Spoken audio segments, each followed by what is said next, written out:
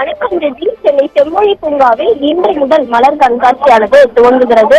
செம்மொழி பூங்காவில் மலர் கண்காட்சியை தமிழ்நாடு முதலமைச்சர் மு.க.ஸ்டாலின் தற்போது தொடங்கி வைத்திருக்கிறார்.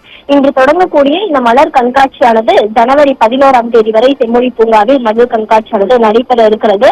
மலர் கண்காட்சிக்காகவே கோவை, ஊட்டி, கிருஷ்ணகிரி, ஓசூர், கொடைக்கானல், கன்னியாகுமரி, மதுரையில் இருந்து அரிய வகை மலர்கள் இந்த மலர் கண்காட்சியில் வைப்பதற்காக கொண்டுவரப்பட்டிருக்கின்றன.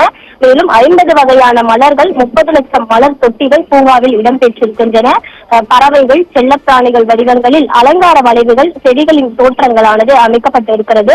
30 லட்சம் மலர் தொட்டிகள் இடம்பெற்றுள்ள இந்த மலர் கண்காட்சியை தமிழ்நாடு முதலமைச்சர் மு.க.ஸ்டாலின் இன்று துவங்கி வைத்திருக்கிறார். இன்று தொடங்கி மலர் கண்காட்சியானது ஜனவரி 18ஆம் தேதி வரை நடைபெற இருக்கிறது. குறிப்பாக காலை 10 மணி முதல் இரவு 7 மணி வரை மலர் கண்காட்சியானது நடைபெற இருக்கிறது.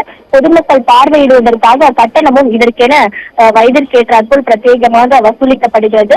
தற்பொழுது இந்த மலர் கண்காட்சியானது துவங்கி வைக்கப்பட்டிருக்கிறது. ஒவ்வொரு ஆண்டும் மலர் கண்காட்சியானது நடத்தப்படுகிறது. அந்த வகையில் 4வது மலர் கண்காட்சி தமிழ்நாடு முதலமைச்சர் மு.க.ஸ்டாலின் தற்பொழுது தொடங்கி வைத்திருக்கிறார்.